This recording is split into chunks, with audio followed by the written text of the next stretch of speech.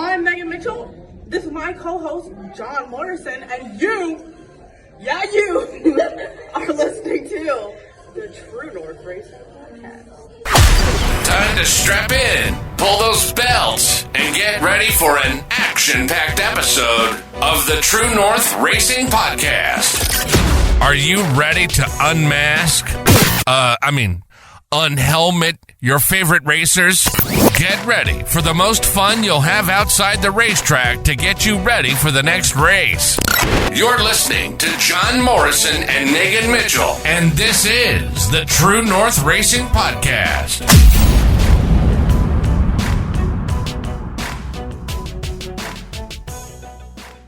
Welcome back to a brand new episode of the True North Racing Podcast presented by Driving With Hailey. I'm your host, John Morrison. Joining me as always is our amazing co-host, Megan Mitchell. Megan, how are you? I'm okay. How are you? I'm doing good. I'm so excited. We are back racing. You were at Flamborough Speedway last night. How I know for people who don't know, how did your night go for you? Not bad. It was, for me personally, about little accomplishments, little wins. So I've been sick since Friday night, so I wasn't really racing. I did one lap, but I felt like I accomplished a lot in that one lap. So it was a good night. I think it was a really good night for my whole team overall. So I'm happy. Now we're going to get right into it. Earlier today, who shot the video of you standing in front of the trucks and absolutely going bonkers there when Chase, I'm going to assume that was from feature number 1 when Chase scored his third place finish. Yeah. So what happened? Like who shot it? And that was actually my dad's GoPro. We kind of got lucky. I can't say lucky because so he got loose with about 4 laps to go. The car started pushing and he got up where all the dirt is by the wall and he smacked the wall and it bent his control arm. So he had no choice but to get off the track. And it just so happened that he was sitting there and it was like a perfect view and his GoPro was still on. So it recorded that whole moment with me and my aunt. So that's awesome. It was exciting. I know you, even last year when you pulled off to the infield and Chase scored his third place finish and you ran over there. We definitely know that, like the video said, you may be competitors on the track, but you are the biggest supporter of your family when they're on the track still. Mm-hmm. I'll always be their biggest fans. So let's talk a little bit more about Flamborough last night. How did the overall racing go last night at the track? I think it was pretty good. There's a few incidents that it's like it's racing, like you can't avoid it.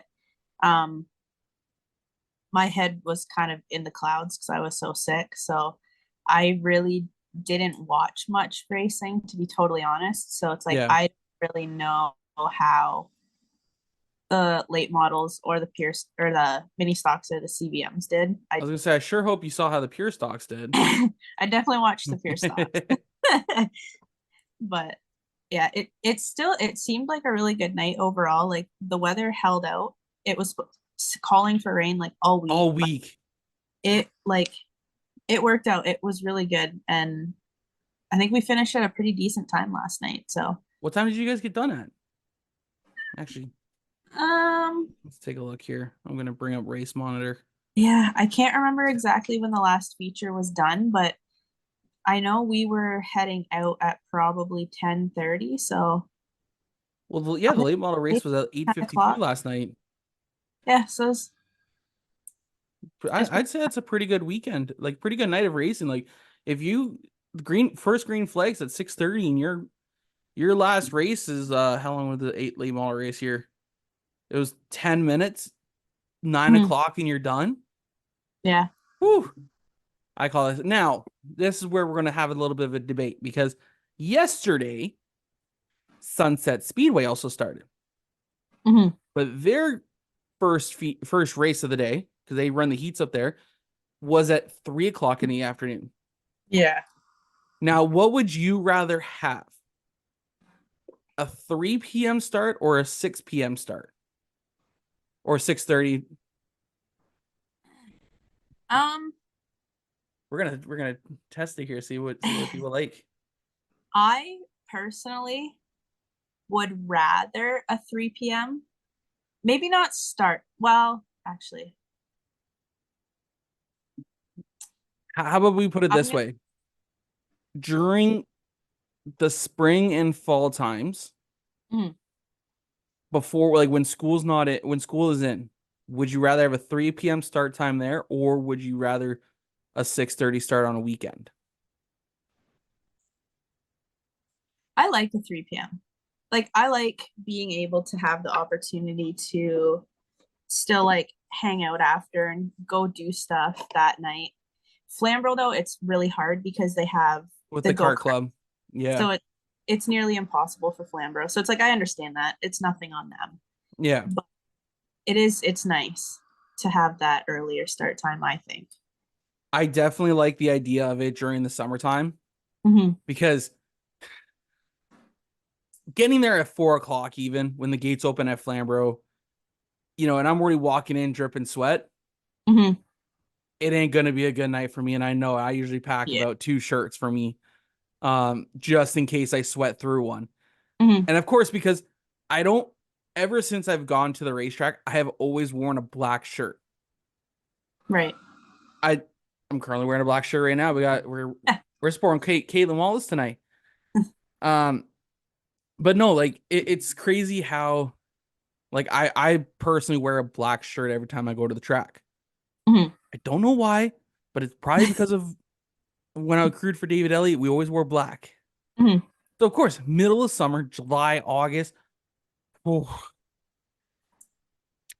Yeah. it don't do well for this body. No, it's tough. No, yeah.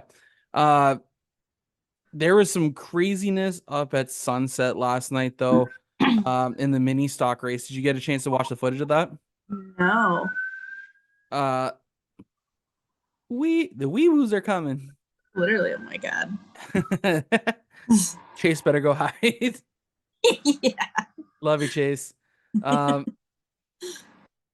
you know what though? Like we are just kind of lost my thought there for a second.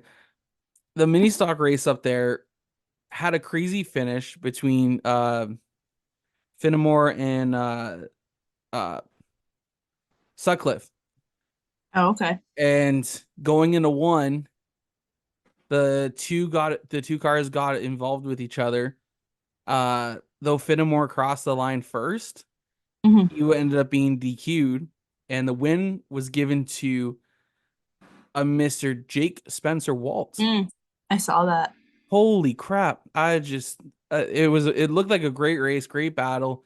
And of course, last lap you're just giving all you got. You got to drive it in there. If you're battling someone like that, you got to drive in they drive in harder, you got to drive in harder. Now it's who's going to be the first to lift. Yeah. Right? That's always the thing. But again, Jordan House wins the Slaughter 100 up there. There was the Joe Media drivers up there did get into a couple accidents. Paul Maltese, or not Paul, sorry. Connor was involved in a wreck up there up in turn 1. Cole finished 9th in the super stock race. I know that. But we're gonna have a full rundown over on the Joe Media. Oh, I just realized I didn't set a timer today. Uh-oh. Because now we're on the radio. I'm trying to keep the time slots to about an hour and a half for radio. Which by the way is still so cool. I actually tuned in last Tuesday. I downloaded the app, tuned in. I was like, I want to see how this turns out. And I'm like, I know how it turns out because I edited it all. But I was there. I lived it. But it's still it's still so cool to be able to get to experience something like that, to hear yourself on the radio for the first time. Like Spotify, Apple, YouTube, radio. Yeah. It's cool. But yeah, it's So this coming weekend, I'm excited because I'm heading off to the racetrack for the first time. Now I'm working with another media person, so I don't know what the plan is when y'all hear this, but someone may be joining Jacqueline and I on Friday down to Delaware. I'm not going to name names. Is this what you told me about before? I may have told you. I don't know if I told you or not. This is one of those weird times that I don't know if I actually told you. Usually when Megan and I tell her things. I always tell her like everything that goes on with Joe Media Promotions. If I'm working on something, just so she's in the know. So if she sees something, she already knows about it. Half the time she's like, I don't remember you telling me that. Or if I say I'm about to leak something and she's like, I can't wait for it. I'm like, you know what it is. This time I'm like, I don't know what it is. What did I tell you? But we'll talk about that after. Yeah. This Friday I'm heading off to I'm heading off to Delaware Speedway. I'm gonna go hang out with Cody Wilds down there, and I'm excited to get back to Delaware. Actually, watch some racing live. It's the 72nd season opener of Delaware Speedway. Crazy. Right? Like they have a long history there, which is fantastic news. We're going to be there with Cody Wilds. Cody is getting back into the race car for the first time under competition conditions since a terrible wreck last year.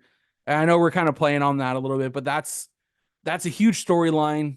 And we've seen some testing footage of him. We know he's amped to go. His dad's amped to go. We're ready to go. I'm going to be getting the GoPros all set up this week. I got to test everything, make sure everything is good to go for Friday, because when we hit the ground running, because Saturday I have to come home. Once I come home, I have to put all the batteries on charge, because Saturday we're going to Flamborough Speedway for our first night of competition at Flamborough Speedway, and we're gonna be hanging out with Mark Allen down there. Mark runs in the pure stock division, so we're gonna be being a fly on the wall in his pit all night long. So if you see me walking around the pits at all, please feel free to come by and stop by and say hi. Unless unless you're camera shy, because like I know Megan over here doesn't like it when I have the camera running, or she doesn't know the camera's running.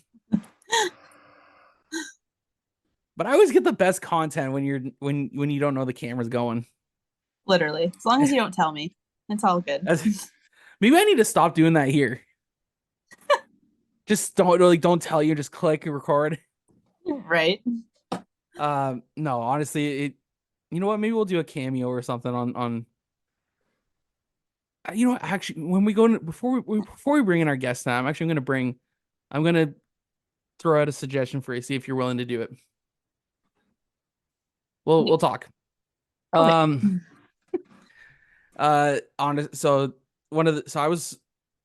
My initial schedule actually had me going to Flamborough last night.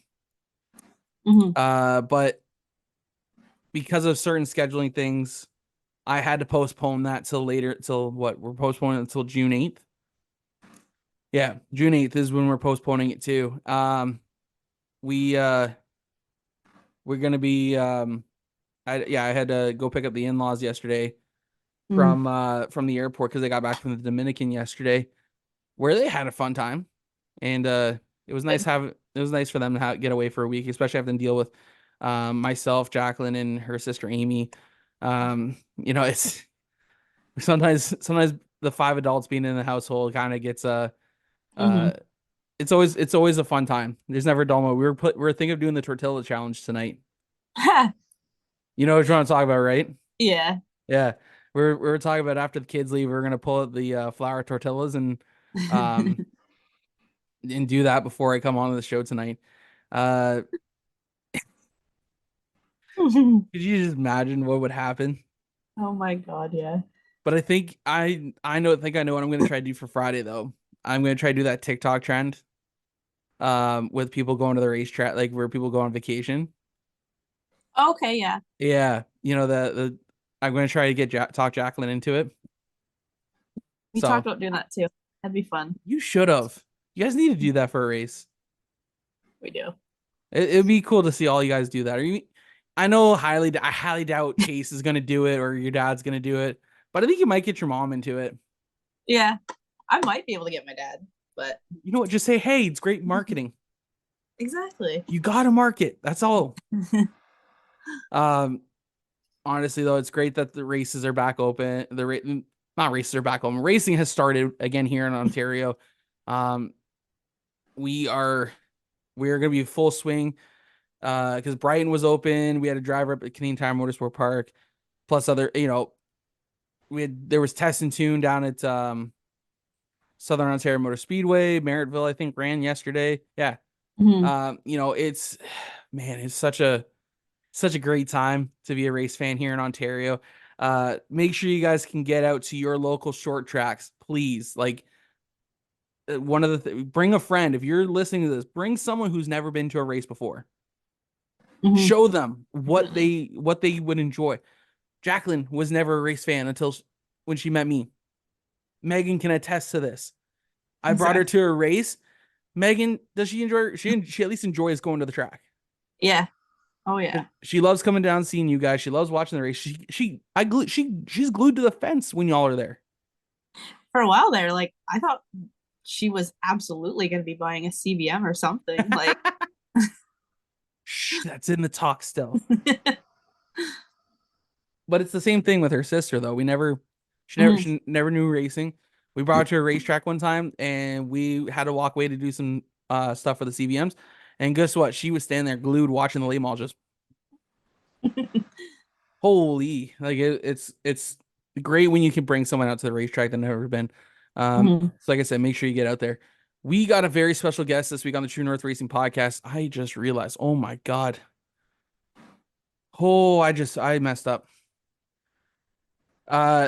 This week on this show, we are gonna have a very special guest in Jory Elliott joining us in our graphic design studio guest segment this week. Jory has been a long-standing friend of the podcast for quite some time. He has been a big supporter. He has an initiative called Lift The Visor, and for years, even the past couple of years when we haven't seen much, we've always still supported him. He does great things, and we're gonna learn again. We're gonna relearn about Lift The Visor, and kind of maybe there might be some few twists that we don't even know about. We've talked to him, but sometimes I don't know what's going on. Yeah. He might tell us, but so yeah, we're gonna have fun with that. Before we do anything else, though, we're gonna get into our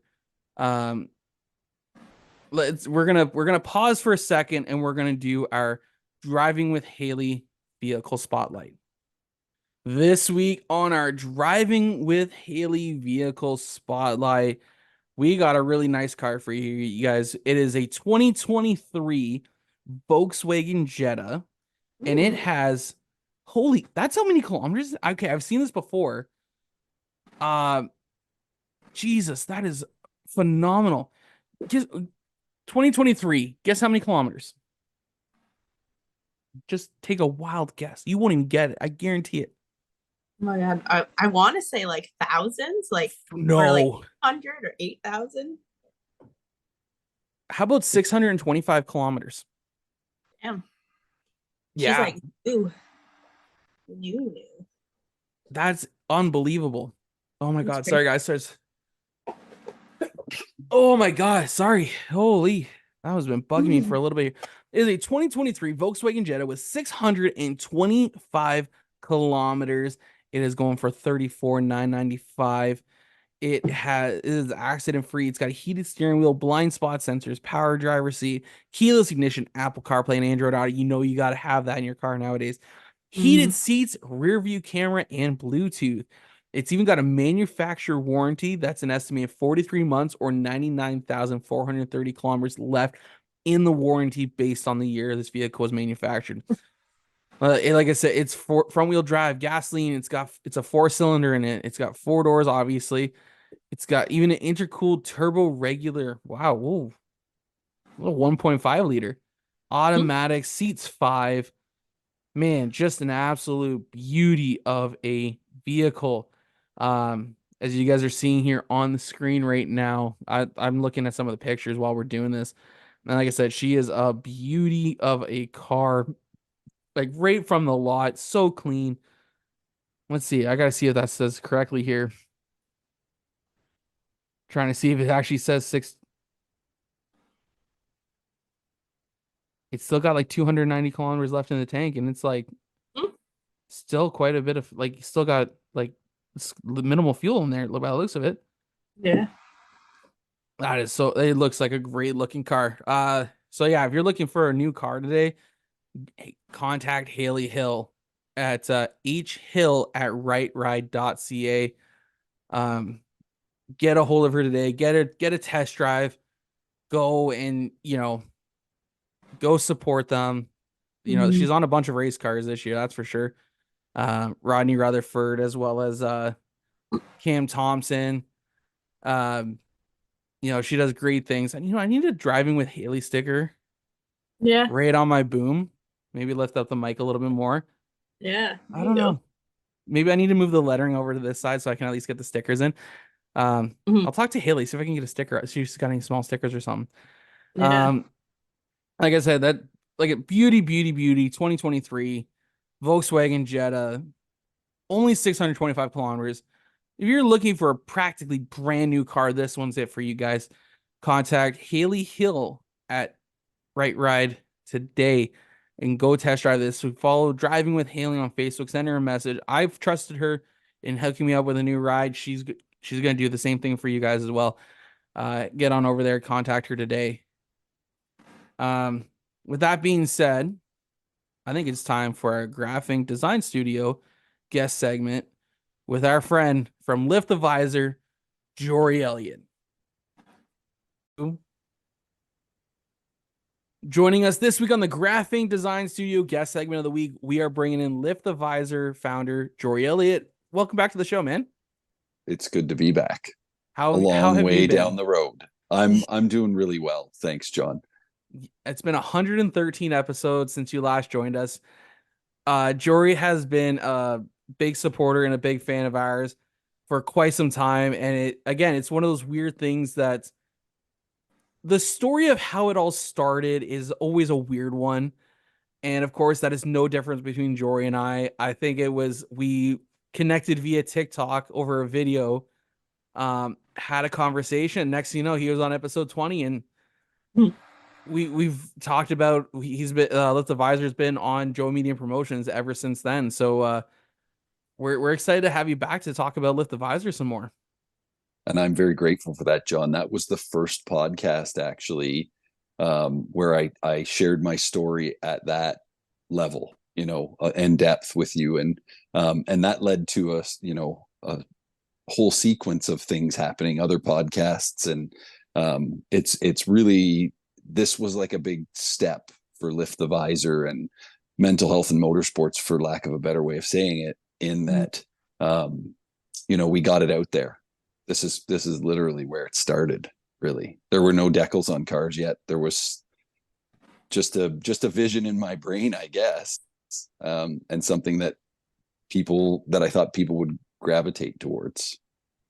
And they did gravitate towards it because I think shortly after that episode, Megan Mitchell contacted you, if I'm not mistaken, and Megan shared her story with you. And it resulted in even a former Jomo Media driver, Sarah Gianni, reaching out to you as well. And it blew up really a lot in that first year. It really did. It was overwhelming and fantastic all at the same time. I don't think I had the vision to see that it would go the way it did. I spent the majority of the summer in I guess that would have been 2020 or 2021. I can't remember. At racetracks all over Ontario, spending time with people, meeting people, talking about tough stuff. And it really, it was such a blessing to know that people wanted that and needed that. But at the same time, it was way more than I could even process as the person who created it. And it would take me, a couple days after each of those track visits to recover my energy, and like noticeably drained, like there was nothing left in the tank. I've never felt like that with anything else in life, and not drained in a bad way, just drained, like there was no energy there. And I was like, I can't do this. There's other things in life that I have to be doing. And that was one of the great and terrible parts of it, was that it got such a wide and powerful response, that I was like, yes, this is doing what I want it to do, but like, no, I can't manage it all. And that's a sad reality sometimes of something. So, we had drivers who, Jasmine Salinas, who did a story for the website, as well as now is a top fuel driver in NHRA, which is the highest level you can go in drag racing. And it just caught fire, like you said. And what a beautiful thing, because I think it, going to the track with where you guys were at Flamborough, and being welcomed into that community and seeing how much it meant to people in a place where, I didn't have any intention of it doing that there, because I didn't have connections there. And then all of a sudden it's this, really, really powerful and sometimes challenging thing, that was growing in a place that I was like, this is wonderful. People have grabbed onto this in their own way. It wasn't that I had to force them to do it or get in anyone's face. It was just like, here it is. And it got really, really quickly to a point that there were people probably who had no idea that I was even involved in it, to be quite honest. Meg could probably talk about that a little bit at Flamborough. Like, there were definitely people who were just like, oh, this is a good thing. I want to be part of this. Yeah. Absolutely. And for anyone that like is kind of just joining or hasn't heard of it before, do you want to do a little recap of like where Lift the Visor first, I guess, started, where it came from? Yeah. I was thinking about this earlier today, because everything's a journey, right? And you start to like, I don't know if pieces fade away, but like they change in importance in the scheme of the story. So like when John and I first talked, it was all based on my mental health story. That was the whole premise for it.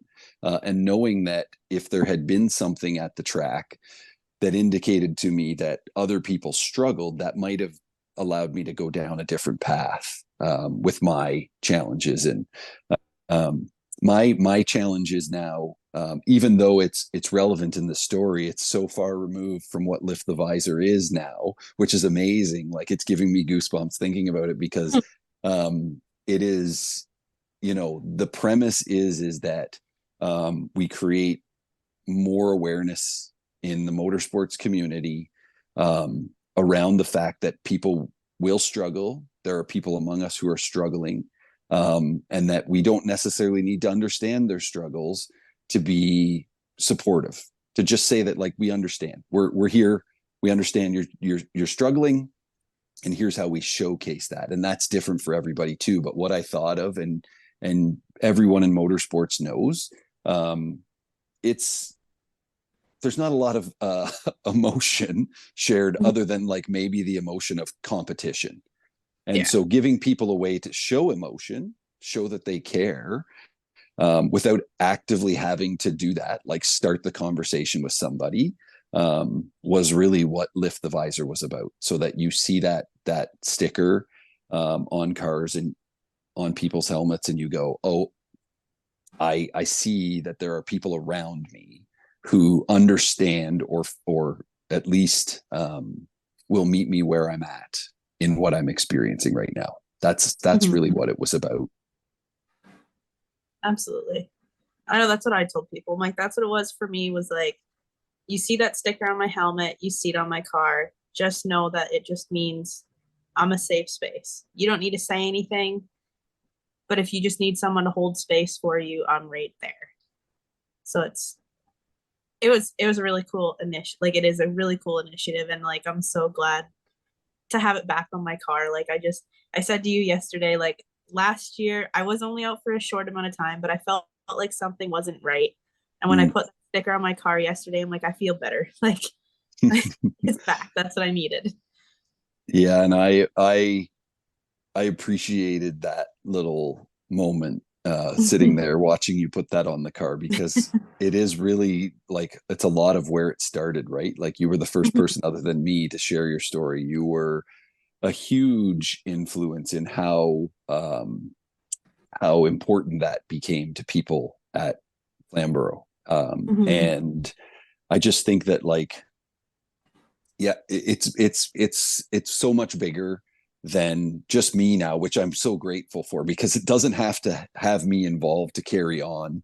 But I do know there are components of it that rely on me, and the decals are one part of that, and they were not in circulation for a little while because that was work that I wasn't prepared to commit fully to, and needed to step away from it too. And you and I talked a little bit yesterday at the Track Mag about, like, where do we get to with things? So, like, how do things evolve, right? And you see other people doing things a certain way, or you have ideas about what you need out of something or what something can do. And realistically, I think that I was a little misguided in my thought process. I would love for Lift the Visor to be like something that runs on its own and, generates money to support a call center where people could call when they're struggling. That would be a wonderful thing and a resource. And that was, all these things are in my brain, like, oh, you could do this, you could do that, you could, but in reality,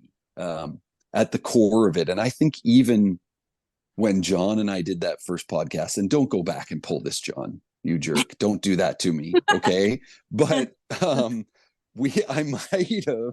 might have referenced something about it. I want it to be meaningful to each person in their own way and not be me telling them what it is. And the best way to do that is to not try to have too much influence in it. So just put it out there and let Megan grab onto it and say, this is what it means to me. And let Jasmine grab onto it and say, this is what it is to me, and John and everybody.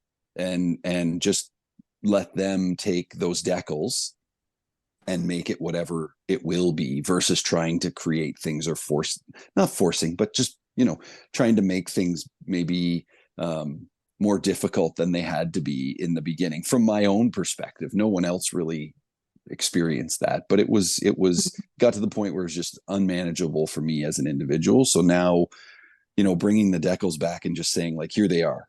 If you want some, send me a note, text me, DM me, whatever, go to the socials and see how you can order a decal, and I'll send you some decals. Like, that's it. That's where it's at right now. And that feels like where it needs to be at.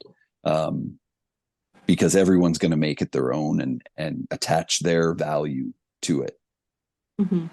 Yeah. Now, because of that, I am going to go back and re-listen to episode 20 after this. While I'm editing this show, I'm going to go back and listen, and I'm going to fact check everything. Fact check. Dang it. I shouldn't have said anything. I should have just let it go. Actually, I just pulled up our conversation we had back in 2021 there on TikTok, where we first met.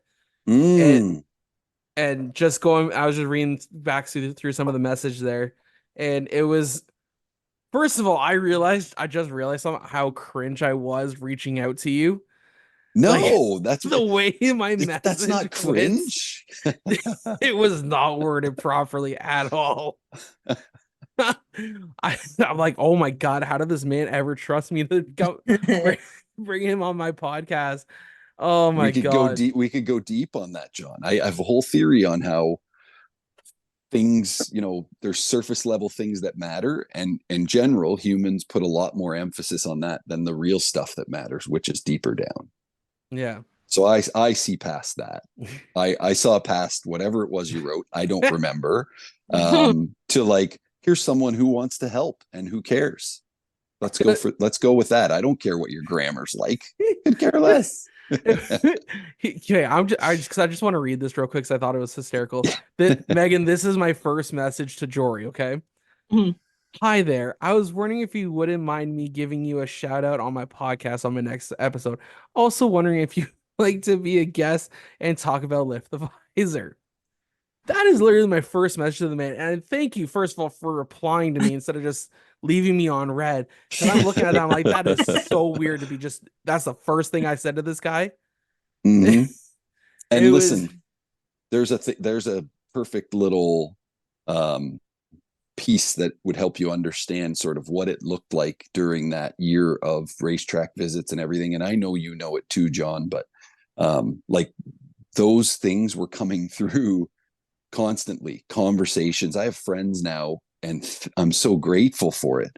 All over North America, who we had really, really deep conversations. So it wasn't just the racetrack visits either. It was people finding it through the stories that were shared and being like, I never knew that person was struggling, and now I see this thing, and like, and wanting to connect with me and talk. And I had a lot of those conversations too, and nobody gets left on red in my world. I think if you go on social media, especially as an initiative like this, you need to respect that there's a component to this that is beyond your time or your desire or whatever. You have to be willing to step up and let people know that, like, be authentic to what it is that you're trying to help people manage or work through. And like, I know it's not always intentional when someone leaves you on red or doesn't reply on social media or even in texts, which is, I can't imagine having somebody's number that I text that didn't reply. Like, that doesn't sound like a good relationship. Yeah. But it's such an interesting thing where I really believe in the value of connection and like personal connection. So it's surface level, like the thing exists, you connect with it, and you're like, I like this, and it might have value to you in that way. But if you reach out personally to me like you did that day, that's not even an option in my mind. There is no left on red, because that's not what this is about. No. Like I said, I just thought it was funny the way I wanted to go back to see what that first interaction looked like. And I just thought it was funny how the way I worded stuff and the way we had our conversations, because one of the cool things and the weird things about us is that there's a very high probability of a chance that Jory and I ran into each other back in 2010. Jory, do you remember this conversation we had about that? Yeah, I do. Yeah. So back in You were 2010, on David Elliott's crew, is that right? Yep. Yeah. I was crewing for David Elliott, and Megan, I don't know if you remember, but they had the Midsummer Classic or Midsummer Showdown at Summer Delaware Showdown. Speedway. Yep. And that in 2010, they brought Kyle Busch, David Rudiman, and Jason Leffler.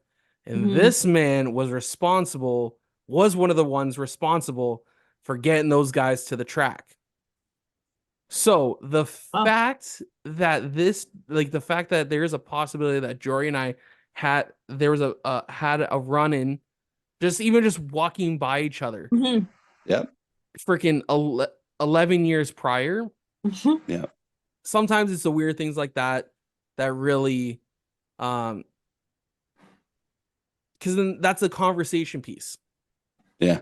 Right, between two people. Like you brought up the whole thing about David Rudiman. I'm like, dude, I was at that race. I was there. Like, David started outside pole in his heat against Kyle Busch. Like, yeah, what a night! That was an amazing night. It was a lot of fun. I was really thankful to be able to be there. Because I still have a picture with me and David Rudiman actually, from that night. It was. I got one with baby Kyle. When he was still just a kid. When he was a kid, everybody hated it, really. Is what he was. Yeah.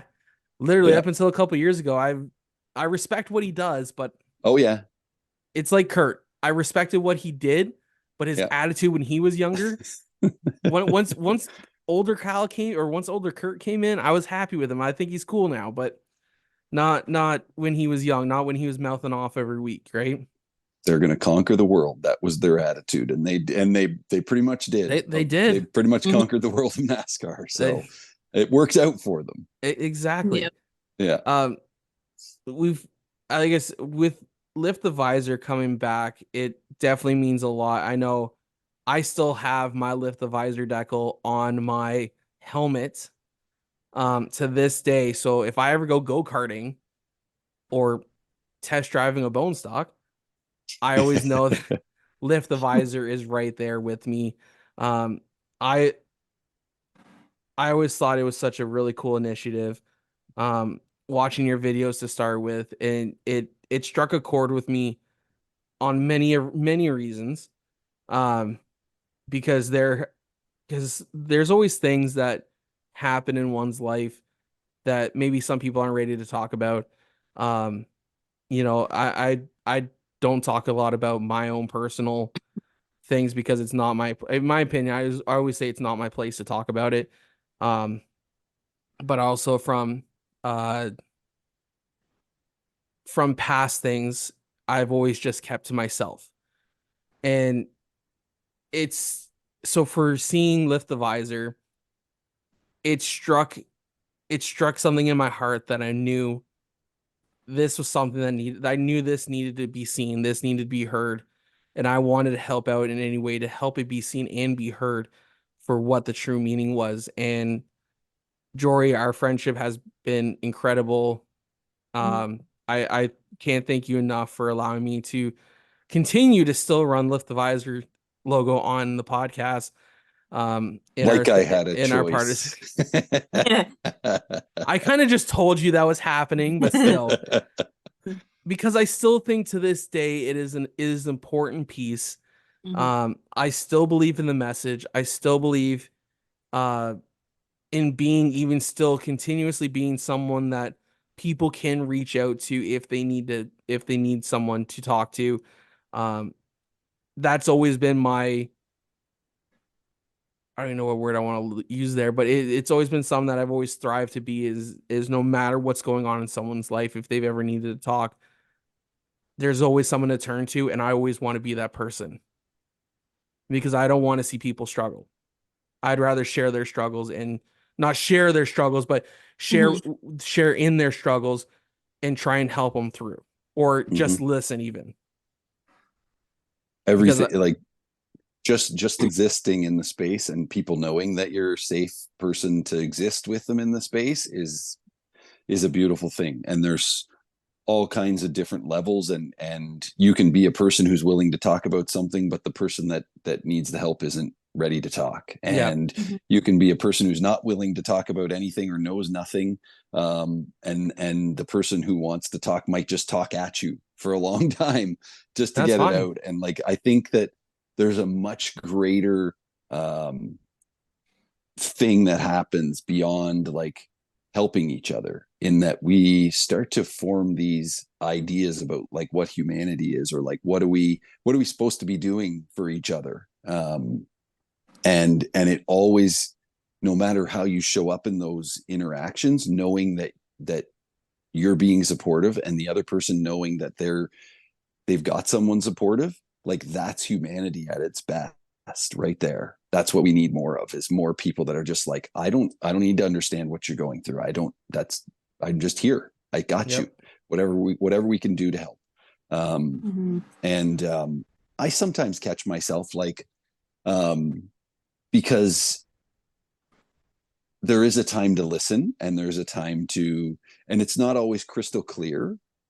And sometimes I catch myself as somebody who's had lived experience and wants to help people.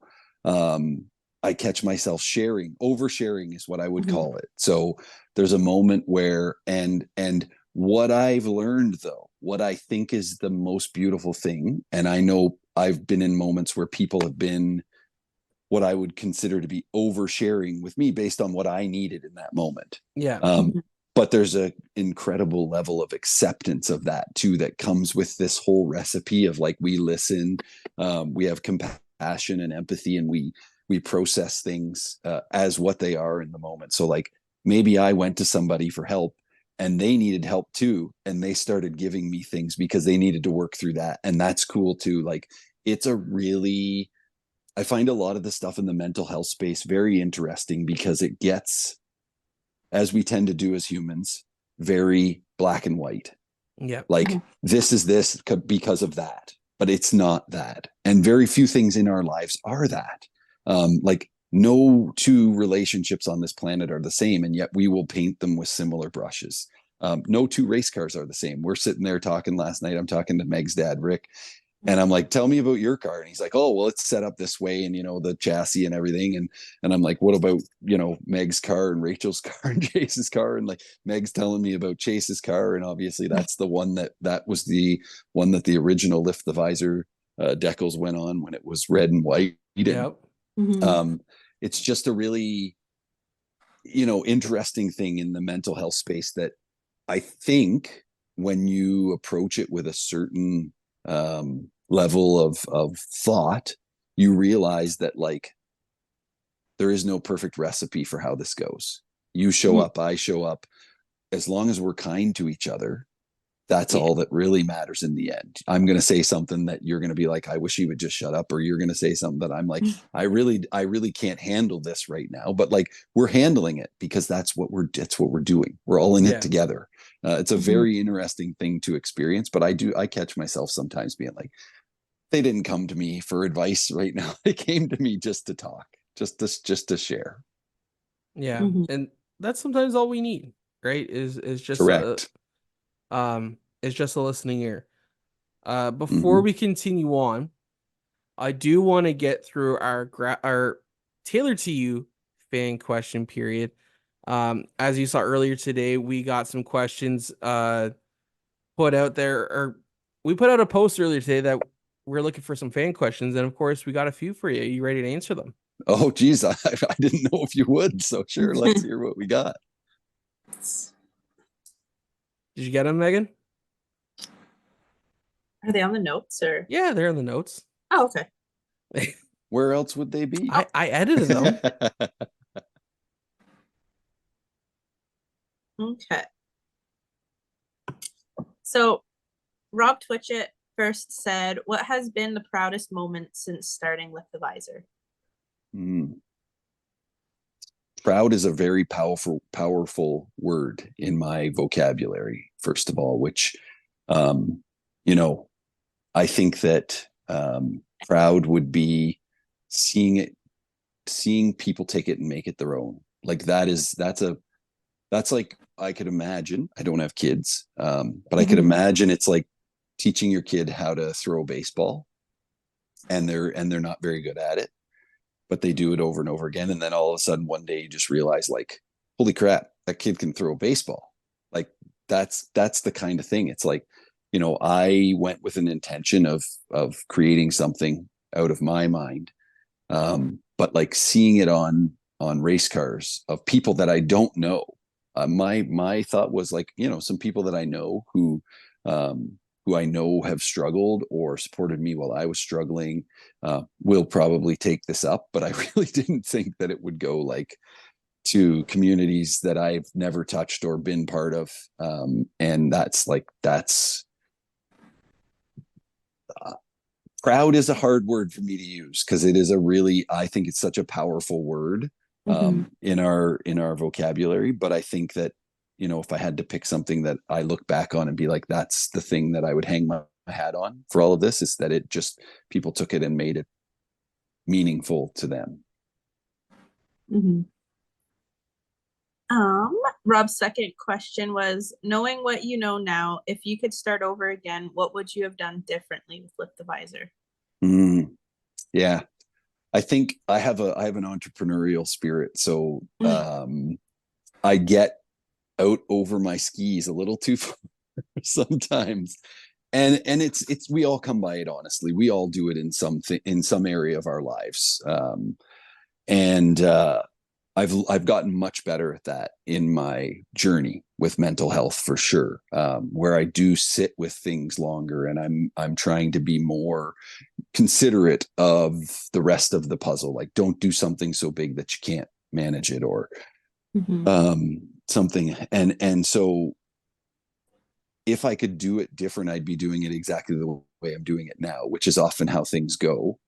You learn, and then you learn what it is that you really want it to exist for, or you get rid of the noise. Like I call it ego and gut, right? So my gut says, hey, just put the stickers out there and see. My ego's like, well, hey, if you charged money, then you'd have money to like invest into a website. Or if you charged money, you'd have money to like, maybe at some point you can have that service where people can call, or turn it into a charity, or sponsor teams in NASCAR to let more people know. Like, that's where the ego brain starts to kick in. And those are all legitimate things. But the reality is that that's getting out over your skis too far, unless you have like tons of money.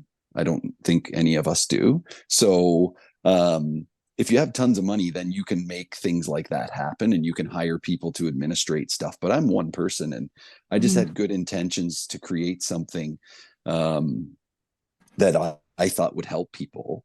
And I turned it into a thing that I thought could become bigger and help more people, but I just wasn't capable of doing that. So I would start exactly where I'm starting right now, which is, this is almost, I hadn't thought about it till this point, but how incredible that like this is the restarting point of right where it started in the beginning with John, with that awkward message. Hey John, what's up?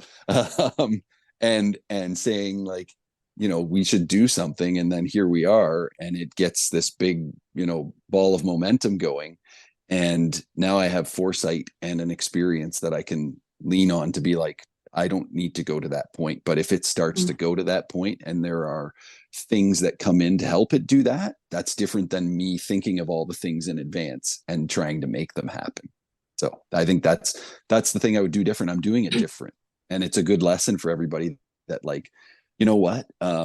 It's humbling. It was definitely humbling to go through that and experience that and be like, damn it, I missed it. I really didn't see far enough down the road, but we can only know what we know in the moment. Yeah. And I think the more that I practice that, the more that I practice this idea of like giving myself grace, that is my secret weapon in a way. It's like, and it makes me want to be better. It does make me better, giving myself grace, because now I'm not forcing myself to be a certain way. I'm just showing up how I can, and taking that pressure off of yourself that you have to be perfect actually allows you to be more perfect. Nobody's perfect, but you know what I'm saying. Yeah. And so now I feel, much better prepared to just go down the path that's there and presented, rather than trying to, get all this content collected and put it up on the website and feeling like I needed to keep that going. And I know you and I, John, had conversations about like, could you do a whole podcast about this? For sure you could. You could do a weekly podcast where you talk to somebody about mental health. There's no question about that. But like, who manages all of that? Who's responsible for editing? Who's responsible for this? Where do you get the money to pay for the hosting fees? Where do you, like, all of those things? And it's great to dream. It's great to have dreams. But it's better to live in the reality of where it is, with those dreams as like, I might get there someday. To be fair, with how far everything we've come with Joe Media and Promotions, let's have conversations. Let's start this conversation back up again. I'm down, dude. I am down. I know you are. I've told you this 3 years ago. I know. am down. I We can make this though. work. We can. I know we can. We can make this work.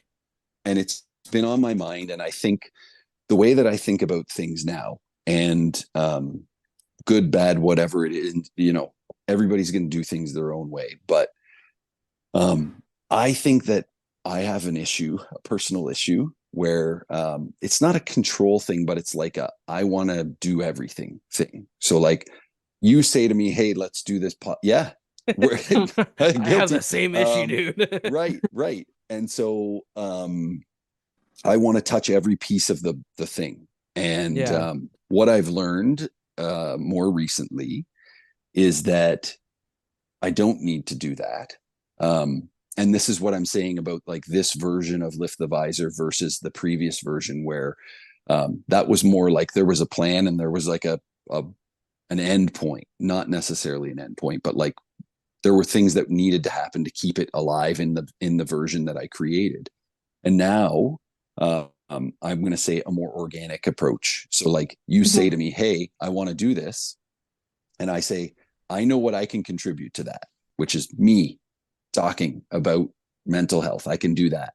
And I can ask people to be on that, but I have no interest in editing or hosting or any of that stuff. Right. But I always thought I had to do that stuff. I had to be involved in that part of it. And I think it's just an evolutionary thing for me. And I bet a lot of people in racing could relate to this exact thought process of like, I need to know everything that goes into this in order for it to be successful. But that's just not true. The best race car drivers in the world have a very good grasp and understand, but they don't know everything their crew chief knows. They can't. That's why there's a crew chief and a driver. That's why there's John and Megan. That's what it is. And I think that's the part that I'm still learning that about, you know, let the things come more organically instead of, you know, creating. And it's great to have plans and goals. And I'm not saying anything about not doing that. But in the case of something like this, the organic, like, let it get its own legs versus trying to build a Frankenstein and then give it a human life. Like, just let it figure it out on its own. So yeah, for sure. So the next question is from Susie Spellick. She said, what does Lift the Visor do with the funds they receive that directly helps drivers and teams? So that whole first iteration of Lift the Visor actually came to a it just broke even at the end of the deal. So the cost of the decals, the cost of the website, the cost of travel to go to racetracks. I'm trying to think what else was in that mix. T-shirts. It's been a few years. So the shirts, yeah. And thank goodness for Scott Tonelli, because without him committing to donate his race winnings and then fundraising at Flamborough, I would have lost a lot of money. So Scott was the reason it broke even at the end of that first year. And again, it's this idea of like, you know, what do I want out of it? What do I hope to get out of it? But what does it need to be? Like, why do I really need to go to racetracks to like keep the momentum going? Or do I just go to racetracks like I did last night because I want to see some people that I know and enjoy that atmosphere? And it doesn't have to be about anything other than like, I'm just there. And if somebody was like, hey, come out hang out at the drag races with me. Okay. But like, I was at this point where I felt like I had to be there. I had to do something to keep the wheels turning. And I that's not a great feeling. And especially when you're not a wealthy person, which again, we can go around and be like, yeah, we're doing our best with what we have, and losing money on something is not an ideal situation for anybody. And so thank you, Scott Tonelli. And I'm going to do my best to pay that favor back by asking people who are getting decals, who are asking for decals, requesting decals at no charge, to make a donation to Grand River Hospital for that one particular project that Scott's been so instrumental in. And they finally got the bed in the hospital for mental health, dedicated to mental health, which is freaking amazing. Oh, yeah.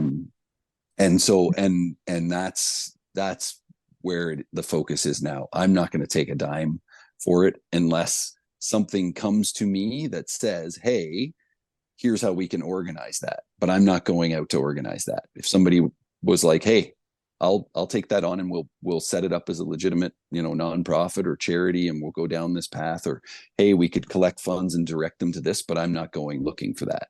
So it's a different thing this time around, where there's just no money coming to me. I'm putting money out, but what I'm comfortable with. So there won't be a website. The website exists if you go to social media channels and you tap on, like, you know, read people's stories, or I forget what the title is, you know, real life accounts of mental health or whatever it is. People can find that stuff, but I'm not going to go actively looking for those stories. I'm not going to actively go to racetracks to try and like engage with people. If someone's like, hey, come on out, I'll go out. So it'll be a more, what we could call casual. It's not casual. Mental health is not casual, but my involvement in Lift the Visor this time around will be much more casual, and just let it happen. Yeah. Mhm. And the last question is from William_Trillium. He said, what is the overall goal for Lift the Visor? We I don't should have have kicked one. off with that one. Yeah. I think honestly the goal is whatever everybody else wants it to be at this point. For me, originally, I had a vision. I was so far down, and I don't know if I ever shared this with you guys. But I had like, I want to say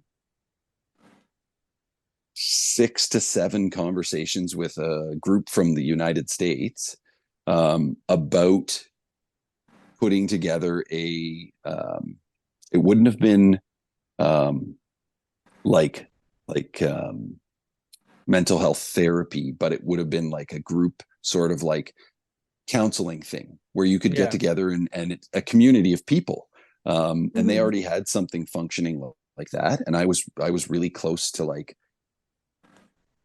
combining or bringing Lift the Visor into that in a way that we would have our own standalone sort of like, hey, here's a group. And the goal was for Lift the Visor to fund that. So we were talking about sponsorship of professional race cars, and we were like, well, I was way down a path. Right. This time around, the goal is whatever it turns out to be. I'm going to put the stickers out there. If more people start asking for stickers, I'll make more stickers and I'll send them out. And that's my role in it. That's my goal. My goal is to get stickers to people who want stickers. If it turns into John, bugs me enough to make me do a podcast, which is not, I'm not saying that in a bad way, John. That might be the best thing ever that happens. But, like if those things come in and I say, you know what, I'm capable of managing that thing, and I don't have all of these other things swirling around it that I feel like I have to accomplish, then I'll take that on. And if I don't, then I won't. And I don't have to do anything more than what I'm doing right now by just putting stickers out there, having conversations with people.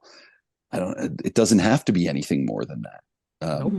It would be wonderful if it was, because then it's going to allow more people to find it and find comfort and hopefully have conversations and avoid some of the most challenging things that some of us had to go through, and some people will still go through it even if they know Lift the Visor exists. But like, it's going to do its thing, however that looks. And I'm going to sit back and sort of contribute to that however I can to help it go. For sure. Yeah. That's great. So before we're going to touch back on that real quick here in just a second, but that is our Tailored to You Media and Design fan question period. Of course, make sure you guys tune in every Sunday at about noon to see who that week's guest will be. Of course, we got to thank Jory for taking the time to answer those questions for us. Getting back into it, it's like I said, it's great to see this back, and it's great to see that we're going to try and put stickers into hands of people who want to show support, have conversations, people who may be affected. They're not affected. That's not what we know what you mean, John. Yeah. I chose the wrong word in there. I'm so sorry, everyone. People who maybe who are dealing with it. It's great to see it out there again. It's great to see the support. Where can they find you to get a hold of you to get these stickers? Yeah, so at Lift the Visor on all social media platforms. I don't do X, Twitter, whatever you want to call it anymore. Neither do we. Don't worry. Yeah, I abandoned that a little while back. But anywhere at Lift the Visor on TikTok, Instagram, Facebook, LinkedIn, even send me a DM there, or liftingvisors@gmail.com will get to me too. So if people want to, and then if you're on social and you don't want to like DM me directly, there's a spot in the link tree that says like request decals, and you can go in and do that, send a little note. And then we can have the conversation through email, whatever is best for people. But I think the reality is like, you tell me, how many decals you want and what you're going to do with them. and where to mail them, and they're in the mail, and that's it. And then we'll see what happens from there. But I think that, it's easy enough for people to get their hands on the decals. I left a bunch with Meg last night so that she can share them at her track. And if there was somebody else who wanted to do that and take send me 12 of them, because I've got a bunch of people that I know would run them at the track. Let's do that. It's not up to me anymore. It's up to the people and what they make it, what they want it to be. So once we get off here, I'm going to place my order directly to you. So that way, with me going to 5 different racetracks this summer, it's going to be a great opportunity to be able to bring them with me, hand them out to people as well. And hopefully continue this conversation, even with people that may not want to have the conversation, or just people who want to show support for Lift the Visor. And I'm so thankful once again to have you back on, because like I said, we started off by a weird freaking message sent by me 3 years ago, and 113 I don't think it later, was that weird, John. To me, it is. It'll always be weird to me. Let's not wait 113 more to have you back on and talk more. I think is it October or November that is mental health month? October. Pretty sure. Yeah. Okay, I don't pay a lot of attention to those things, believe it or not. We're gonna get you back on in October. Okay. That's what we're gonna do. We're gonna get you. We're gonna talk to a few other people, and we're gonna have a nice little True North Racing podcast dedicated to mental health, not just motorsports, but in general. Yep. So I'm in. Yeah. We're not waiting 113 episodes again. Fair. You're the boss, John. I'll just show up. I can come and talk, or not. I can just sit here and listen to you guys talk too. So what I'm hearing, great stuff. So what I'm hearing is we can start a Lift the Visor podcast, and I just got to tell you to show up. Basically, that's what I just heard. That's basically what I'm saying, John. And I know that you'll hold me to this, especially if it's recorded. We might have to come up with like some sort of a schedule that suits, but I'm in. Let's do it. Let's do something like once a month or whatever we'll talk about it, because I think that it'd be great. It would be. I think that there are people who would appreciate it. I mean, what Adam Ross does with his Mindwell sessions, and that's giving me goosebumps too, just because there's a person there who's like, has his own lived experience, but has created this space for other people to like have their lived experience acknowledged. And that's, there's so many people out there that have things that they would love to share, or that would connect with something that someone else might share. So let's definitely put it in the calendar. Absolutely. Like I said, we're not going to wait 113 more episodes for you to come back on. We're always thankful to have Jory Elliott stop by and talk about Lift the Visor. Like I said, I'm going to be placing an order with Jory right after this. So once I get those decals, if you are looking to get a hold of one, get a hold of me. You guys can see where my schedule is coming up. I'll be at Delaware this weekend, Flamborough Saturday, Delaware Friday, Flamborough Saturday. So like I said, we'll see what the timeline is, and we'll see when I'll have those decals and when you can get a hold of me to get some. Hey, you're coming to my neighborhood, so you might see me. You never know. Sounds like a plan. That'd be great. That's It'd be great to see you again. Oh, not a promise. I'd rather it be a promise than a threat, but okay. Jory Elliott, thank you so much for taking the time out of your night to come by and stop by and talk about Lift the Visor. Make sure you guys follow them on Facebook, Instagram, TikTok, and as well as liftingvisor at gmail.com. Lifting Visors at gmail.com to get to get your decals today. Like I said, Jory, thank you so much for stopping by, and you have yourself a great night. Thanks for having me. Thanks for the questions that everybody sent in, and we'll maybe see you at the racetrack somewhere along the way. We'll see you soon.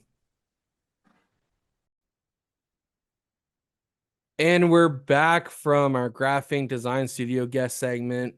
We got to thank Jory for joining us for this week. Jory is one of the nicest guys I have ever met. Like I said, it all started with a weird message from me, in my opinion, weird. And a friendship that has gone on for 3 years.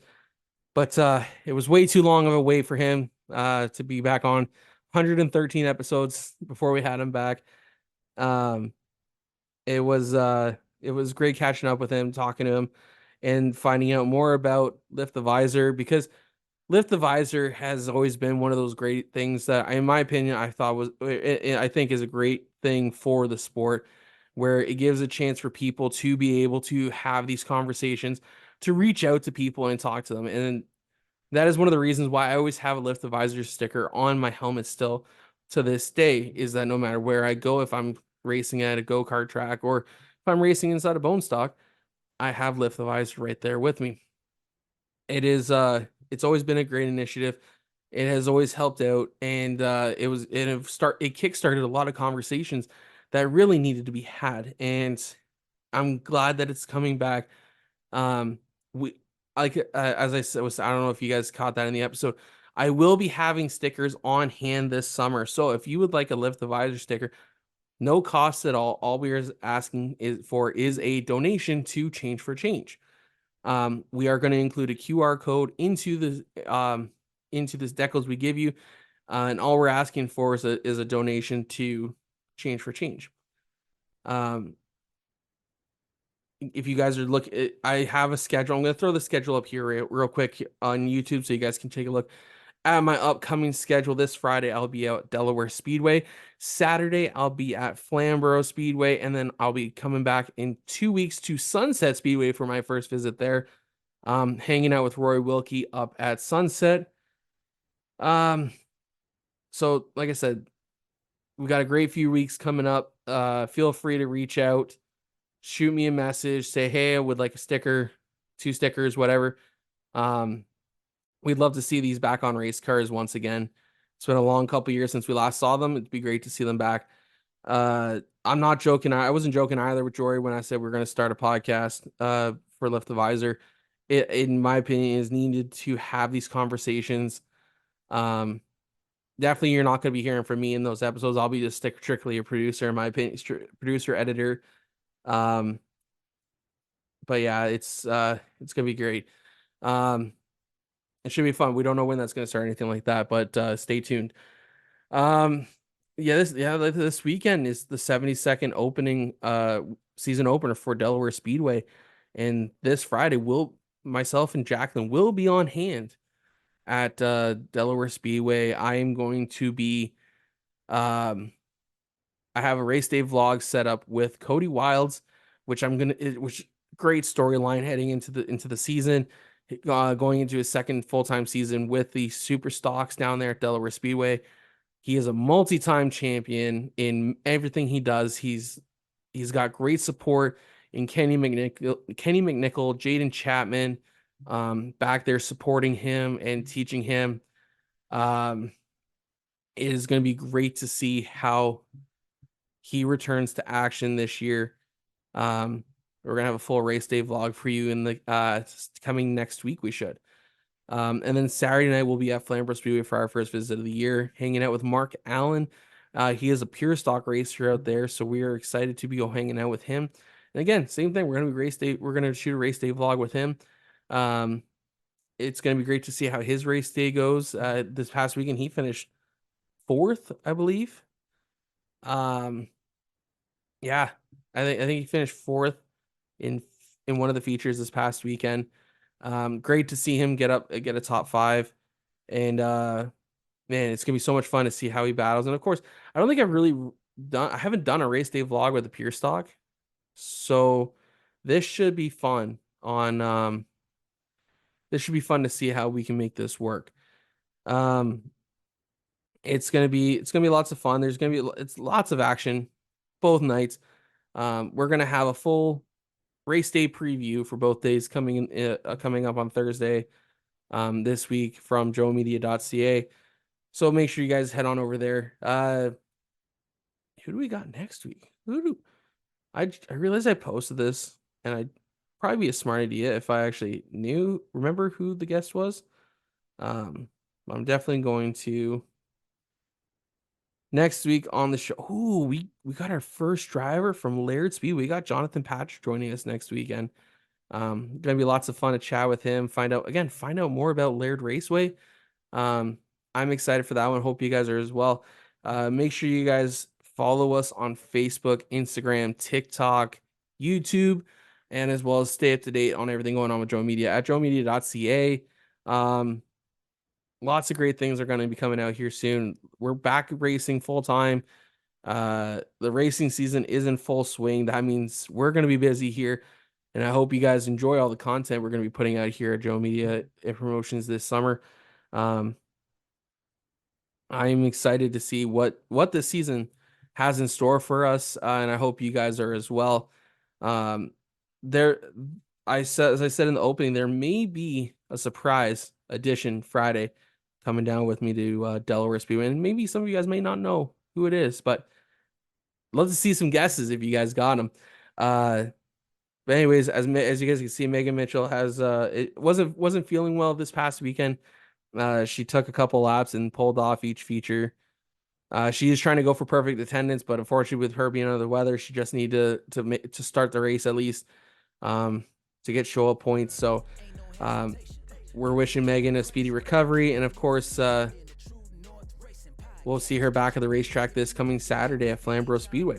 So for Megan Mitchell, I'm John Morrison. We'll see you guys next time on the True North Racing Podcast, presented by Driving With Hailey. See ya. Smell the gas and feel the vibe. Going into overdrive. Drop the flag, then the car zooming by. Hey, True North Racing. Let's go.